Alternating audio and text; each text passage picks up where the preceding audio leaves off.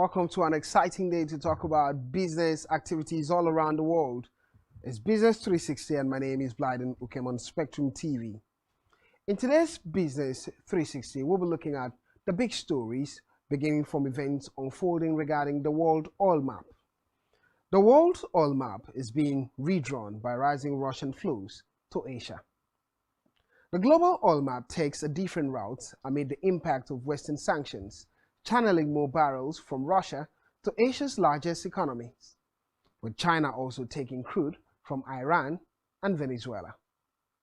China and India took more than 30% of their combined imports from the three states in April, according to data tracked by intelligence firm PAR. That is up just 12% in February 2022, the most in the month since Russia invaded Ukraine. Exports from traditional suppliers are being squeezed. Flows to the pay from West Africa and the US have collapsed by more than 40% and 35% respectively. Clearly, Asian buyers are the winners here at cheap oil costs, according to reports, amid all the war and debacle with Russia and Ukraine. So talking about European bases. At the events to mark the European Central Bank's 25th anniversary in Frankfurt, Germany, the bank's president, Christine Lagarde, said, "The story of the euro is one that builds the foundation for lasting peace. It stems from Europe's decision after the Second World War to bind its economies together so tightly that their future would be inseparable." Let's hear from Christine Lagarde amid the celebration of the 25th. All of you to this reception marking the 25th anniversary of the ECB and the Euro system. It was Helmut Kohl, former German Chancellor, who famously observed that peace means more than just an absence of war. And at its root, the story of the Euro is one of building the foundation for lasting peace. It is a story that stems from Europe's far-sighted decision after the Second World War to bind its economies together so tightly that our future would be inseparable, and which in turn created the most powerful logic underpinning European integration. This engine of integration meant that whenever we faced trials, we did not retreat into division and let what we had built together fail. Instead, laboriously. That was Christine Lagarde, President of European Central Bank, regarding the 25th anniversary celebration in Frankfurt. It makes a lot of sense. To the US. Ratings agency Fitch has taken a negative stance on the United States AAA rating, placing it under watch as ongoing discussions regarding the country's debt ceiling continue. The agency specifically highlighted the growing political partisanship that is impeding the progress towards a resolution to raise or suspend the debt ceiling despite the impending ex-dates. Fitch emphasized that the failure to reach an agreement before the ex-dates would send a negative signal about the overall governance and willingness of the US to fulfill its obligation promptly, which would be inconsistent with maintaining the AAA rating. In general, a credit rating is used by sovereign wealth funds, pension funds, and other investors to gauge the creditworthiness of the United States, thus having a big impact on the country's borrowing costs. The conversation continues in the US, and the agency is saying it can be AAA rating for the United States. Let's look at African business outlook now. Kenya and Ghana collaborate to strengthen trade relations under the African Continental Free Trade Area through a market entry expedition and exhibition called Ghana Expo 2023 Kenya. The exhibition aims to facilitate Ghana and Ghanaian enterprises its entry into the East African market by exploring trade and investment opportunities in Kenya. The initiative, organized by the Ghana National African Continental Free Trade Area Coordination Office and Ghana Export Promotion Authority, includes the introduction of Ghana Trade House. Good partnership from African point of view, but that's still concerning Kenya. Chinese hackers conducted a cyber espionage campaign targeting the Kenyan government to gain sensitive information on the country's debt owed to China. The hacking campaign exposed vulnerabilities in Kenya's cybersecurity infrastructure, raising concerns about China's growing influence in Africa. The report emphasizes the need for developing nations burdened with debts, like Kenya, to strengthen their cybersecurity defenses and foster international cooperation to mitigate the risks of state-sponsored cyber intrusion. It's quite concerning all around the world cyber crimes taking center stage, especially according to report when it's state-sponsored. In Tanzania, Tanzania's Work and Transport Ministry plans to invest 3.418 trillion shilling in development finance during the 2023-24 fiscal year. The projects, costing over 3.7 trillion shilling, will employ the engineering, procurement, construction, and financing process. The building of 7 new highways, the ongoing construction of a standard gauge railway, and port upgrades are among the projects for which 2.3 trillion shilling of the ministry's development expenditures would be allocated. Air Tanzania Company Limited will receive 300 billion shilling to complete contractual payments for new aircrafts, while Marine Services Company Limited plans to spend 100 billion shilling on the construction of cargo and passenger ships. Let's talk about the best performing central bank governors in Africa.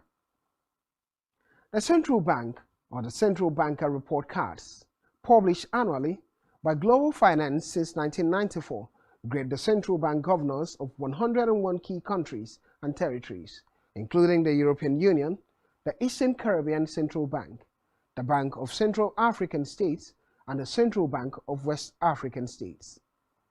In the 2022 report, only 3 central bankers in Africa made the top 20 global lists. Lasetja Gyanyago, Governor of the South African Reserve Bank; Havage Sigolam, Governor of the Bank of Mauritius; Abdelatif Jouari, Governor of the Central Bank of Morocco. Nigeria's central bank governor missed out from the list of top 15 central bankers in Africa and was given a C- grade by the magazine, which ranks him lower than African peers from such countries as Kenya, who had B, Rwanda B+, Ghana B-, Tanzania B-, and Zambia C+. The governor of the South African Reserve Bank, Lasetja Gyanyago, has the best rating, A- of all African central bank governors. That's the state of things. From an African point of view, let's move to global economy, talking about economic data all around the world. We'll begin with economic calendar, the expected data to be released today, Thursday, May 25th, 2023, the economic calendar. The identities of the calendar would be that of different projections to look out for, but let's move straight and talk about German economy as German economy enters recession. Germany's economy contracted by 0.3% during the first quarter of 2023 as revised from the initial estimate of no growth. This revised figure indicated a second consecutive quarter of economic decline, plunging Europe's largest economy into a recession due to persistent high price increases and a surge in borrowing costs.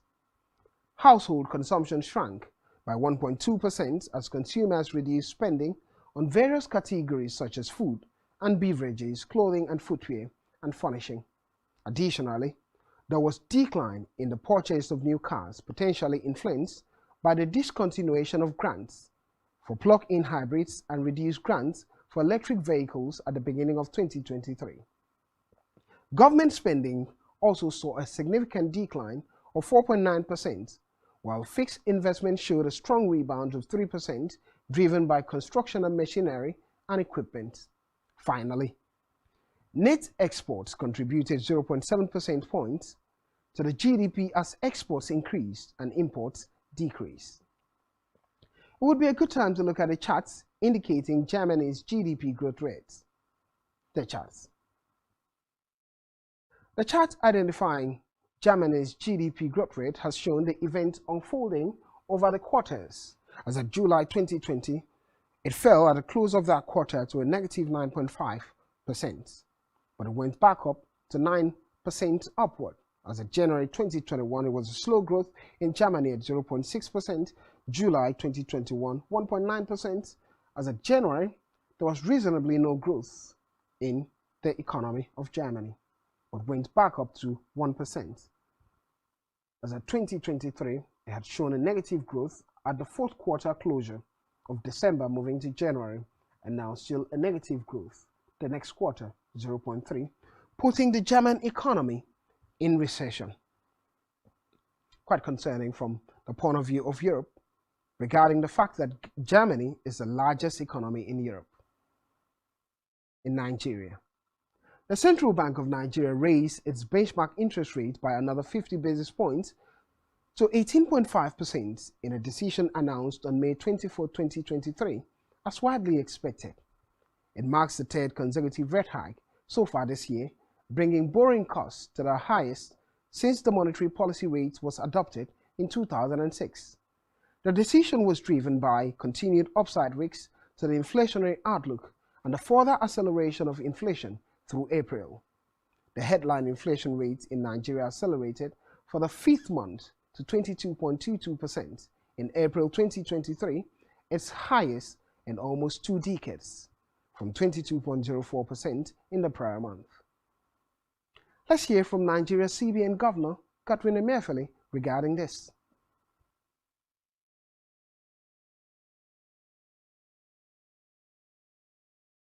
Therefore opted to tighten, though moderately, to 1. Indicate the MPC's conviction that the current policy stance is moderating the rise in inflation, albeit month by month, and sustaining the stance will consolidate the gains made so far. 2. Support the efforts towards moderating the demand pool inflation as cost of funds increases and discourages further build-up in aggressive demand in the face of declining output growth. Therefore opted to tighten, though moderately, to 1. Indicate the MPC's conviction that the current policy stance is moderating the rise in inflation. It would be a good time to also look at the charts indicating Nigeria's interest rates over time. The charts. Interest rates has been known to increase borrowing costs, reducing the volume of money in public domain because of inflation, a fight against inflation. In Nigeria, interest rate has been moving higher and higher and higher. As of April 2022, interest rate was below 12%, went further higher as of October 2022 to 15%, and even higher to 16% as of January this year, and above 16% and now above 18%. Indicating high inflation and the central bank doing the bit they can to fight inflation. Still looking at the state of things in Nigeria, Nigeria's economy. The GDP growth. Nigeria's economy advanced at a slower 2.31% from a year ago in the first quarter of 2023, compared to the 3.52% rise in the previous 3-month period, and below market expectations of 3% growth.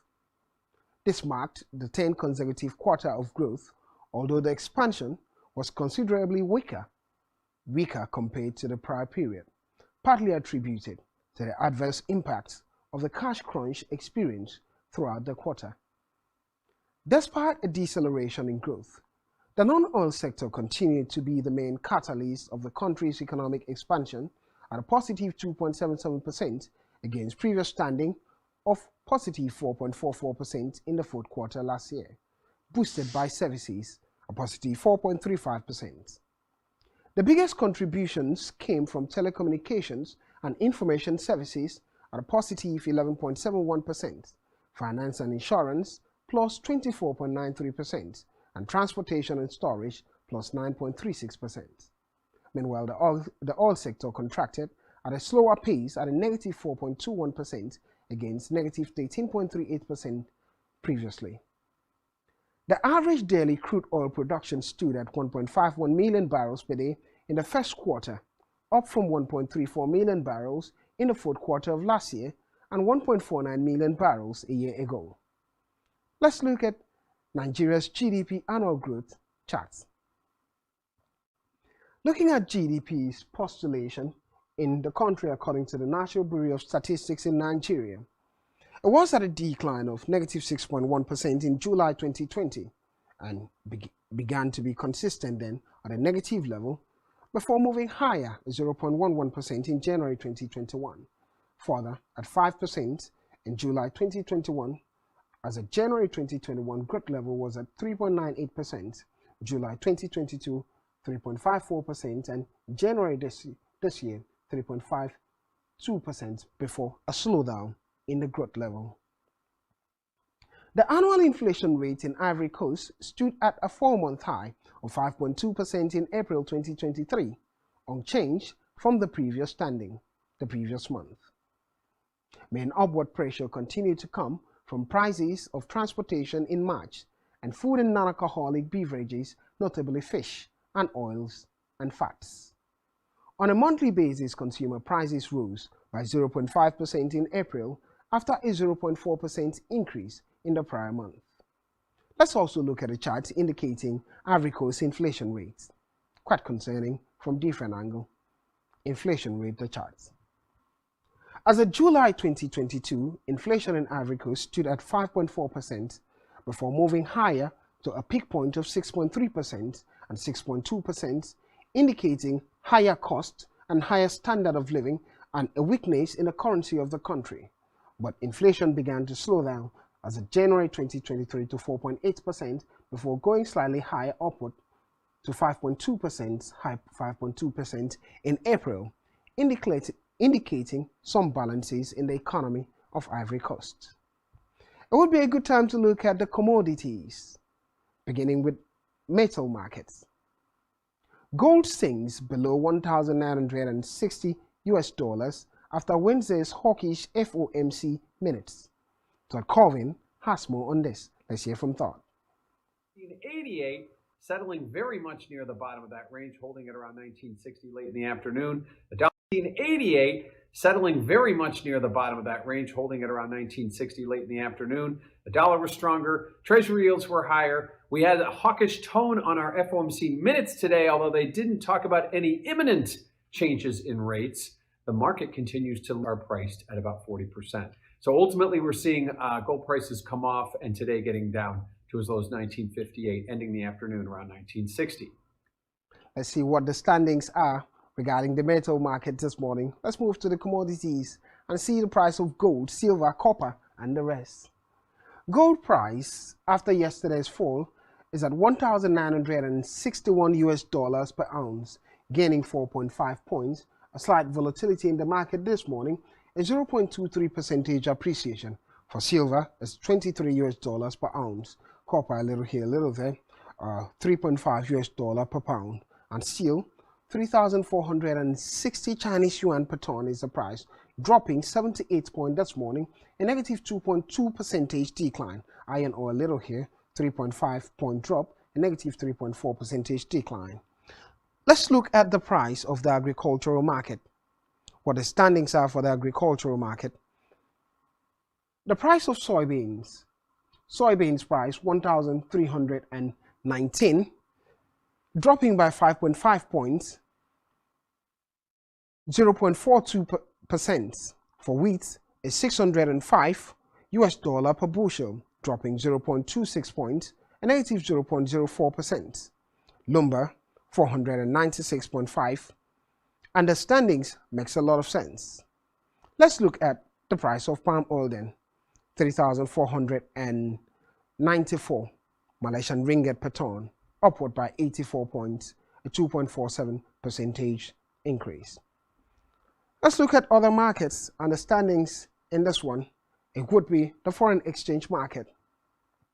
Pound futures sink for the third session as UK inflation surprises the upside. Bob Icino will address this. Let's hear from Bob. 0.7% lower, but the losing streak down 3 consecutive sessions for a total move of only about 0.65%. So in between 0.6% and 0.7% lower, but the total drop from the high print on May 10th, which was 126.92, is actually closer to 2.5%. Today, at the close, we ended up down about 1/3% on the low, down right around 0.5%, 49 basis points to be exact, at 123.64. And on the high, we were up a little bit more than 0.4%, 43 basis points with a high print in the June contract of 124.78. Now, UK inflation was released this morning. That's a perspective from Bob. Let's get to the market to see what the indices are this morning in the market. The euro against the US dollar, and afterwards we see the perspective of the naira in the market. The euro against the USD is still within the 1.07 mark, as at the close of yesterday's market, a slight decline this morning at 0.0018 points. For the pounds against the US dollar is dropped away from the 1.24 mark, as now 1.23 points, just gaining slightly this morning anyway at 0.001. Volatility has been an issue in this space and market. Let's look at the state of things with naira after naira struggled the past few days this week. The US dollar against the naira is 460 naira, equaling 1 US dollar, and for the euro against the naira, 500 naira, equaling 1 euro. The euro gaining back against the naira 4.58 points, against the naira 0.92% appreciation. For the pounds to the naira, it's 575 naira to 1 pound at the international and exchange window. The pound is gaining 4 points ahead of the naira in this market, a 0.7 percentage points growth. Let's look at the black market, the parallel market, and see how this also affects the parallel market. The struggle continues for the naira against the dollar, moving higher and higher. 764 naira, equaling $1 at the buying rate, and selling rate 760 naira, equaling $1. For the pounds to naira, it's 955 naira to 1 pound and 940 naira to 1 pound at the selling rate. The euro to naira is 820 naira to 1 euro at the buying rate in the black market, and an average of 803 naira rather to the euro at the selling rate. Let's look at the cryptocurrency, the digital currency, what the price is this morning. It's been a decline this morning for most of the currencies in a digital perspective. Bitcoin, $26,229 US, equaling 1 Bitcoin, dropping 170 points this morning, a negative 0.65% decline. Ether is $1,786 US for 1 Ether, downward by 17 points this morning, a negative 0.97% decline. Binance, Cardano, Solana, a little here, a little there, not huge decline, neither are they gaining. And that's the state of things regarding the digital currency, and we draw the curtain in today's edition of Business 360. My name is Vlad Ukem. Thank you for watching.